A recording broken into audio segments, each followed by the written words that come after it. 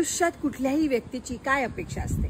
आपलं एक सुखी कुटुंब असावं. पण कधी कधी काय होतं, नवरा बायकोंच्या काही शारीरिक अडचणींमुळे त्यांना बाळ होत नाही. अशा वेळी हताश न होता जगातील अद्ययावत टेक्नॉलॉजी असलेलं आणि डॉक्टरांनी सज्ज असलेलं बेबी शुअर IVF सेंटर मध्ये उपचार घेतल्यास हमखास बाळ होऊ शकतं.